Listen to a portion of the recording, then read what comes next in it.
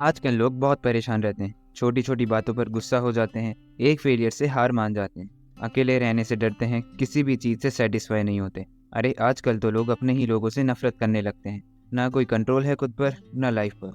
They are just become slaves. पर एक योगी इससे बिल्कुल उल्टा होता है। ना किसी से नफरत करता है, ना गुस्सा होता है, किसी भी पेन को ऐसे झेल जाता है जैसे प्लेजर। हर दिन खुश रहता है। ऐसा नहीं है कि उसकी लाइफ में प्रॉब्लम्स नहीं, सबकी लाइफ में होती है, पर उसका खुद पे और खुद की लाइफ पे कंट्रोल है। अब पूछोगे कि ये कैसे हुआ? बताता हूँ।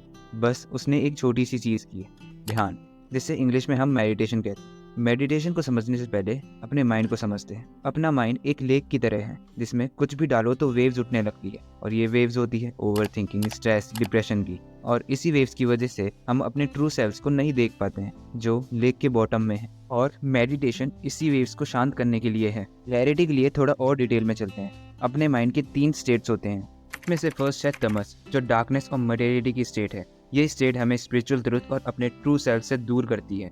इस स्टेट में laziness, attachment, depression, guilt, confusion जैसी तामसिक क्वालिटीज होती है। सेकंड है रजस, जो एनर्जी, चेंज और एक्शन की स्टेट है। इस स्टेट में हम अटैचमेंट और डिजायर को एक्सपीरियंस करते हैं, और इस स्टेट में हम वर्क के रिजल्ट से बहुत ज़्यादा अटैच होते हैं। इस स्टेट में anger, anxiety, fear, worry, stress जैसी रजस क्वालिटीज़ होती है। थर्ड है सत्वा, जो योगी में पाई जाती है। ये बैलेंस, जॉय और इंटेलिजेंस की स्टेट होती है। इस स्टेट में जाने के लिए योगी तमस और रजस के लेवल को रिड्यूस कर देता है। इस स्टेट में happiness, peace, wellness, freedom, love जैसी सत्वा क्वालिटीज होती है। स्वामी विवेकानंद ने कहा है, meditative state of mind is the highest state of mind. और इस स्टेट को कोई भी अचीव कर सकता है मेडिटेशन से। स्वामी विवेकानंद ने मेडिटेशन की 3 स्टेजेस बताई है। इस स्टेजेस को एग्जाम्पल से समझते हैं। फर्स्ट स्टेज है धारणा, टू होल्ड। कोई एक ऑब्जेक्ट है और आप उस ऑब्जेक्ट पे बिना डिस्ट्रैक्ट हुए फोकस कर सकते हैं, जैसे कोई ग्लास या फिर कोई कैंडल पे फोकस करने पे आप डिस्ट्रैक्ट ना हो। सेकेंड स्टेज है ध्यान, टू रिफ्लेक्ट। ये एक बिगिनिंग होती है माइंड और ऑब्जेक्ट के रिलेशनशिप की। मतलब जब आप कोई कैंडल पे फोकस करते हैं तो आप उसे फील करने लगते हैं और उसे एक्सपीरियंस करने लगते हैं। थर्ड स्टेज है समाधि। इस स्टेज में हमारे माइंड और ऑब्जेक्ट के बीच का रिलेशन बहुत क्लोज हो जाता है। हम डिफ्रेंशिएट नहीं कर पाते हैं, हमें लगने लगता है कि ऑब्जेक्ट और हम एक ही हैं। इस स्टेज में जब हम किसी ऑब्जेक्ट पे फोकस करते हैं तो उसकी क्वालिटीज़ हम में आने लगती है। मेडिटेशन हमें ओवरऑल ग्रो और हील होने में हेल्प करता है, हमारे थॉट्स को क्लैरिटी देता है, डिप्रेशन और एंग्जाइटी को कम करता है।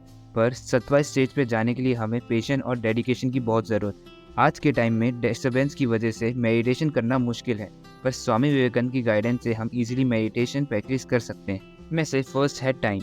हम मेडिटेशन को 2 टाइम पे प्रैक्टिस कर सकते हैं, अर्ली मॉर्निंग और अर्ली इवनिंग में, जब डे नाइट और नाइट डे में कन्वर्ट होने के प्रोसेस में होती है। इन दोनों टाइम को कामनेस का पीरियड कहा गया है। सेकंड है इन्वायरमेंट। स्वामी जी ने कहा है, मेडिटेशन को एक ऐसे रूम में करो जो शांत हो, जहाँ कोई तुम्हें डिस्टर्ब ना करे, और उस रूम में तुम्हें सोना नहीं है। उस रूम में तुम्हें जब भी जाना है जब तुम्हारी माइंड और बॉडी क्लीन हो। उस रूम का इन्वायरमेंट को सही रखने के लिए तुम फ्लावर्स लगा सकते हो। वो रूम तुम्हारे लिए माइंड की शांति का काम करेगा। जब भी तुम परेशान हो या तुम्हारे माइंड में थॉट्स आ रहे हो, तुम उस रूम में जाके बैठ सको। और अगर तुम्हारे पास कोई ऐसा रूम नहीं है तो तुम कहीं भी मेडिटेशन कर सकते हो जहाँ पे कोई भी डिस्टर्बेंस ना हो। थर्ड आता है प्रोसेस। जब तुम मेडिटेशन करने बैठो तो कोई भी एक ऑब्जेक्ट पे फोकस करो, कोई ग्लास या फिर कोई डॉट।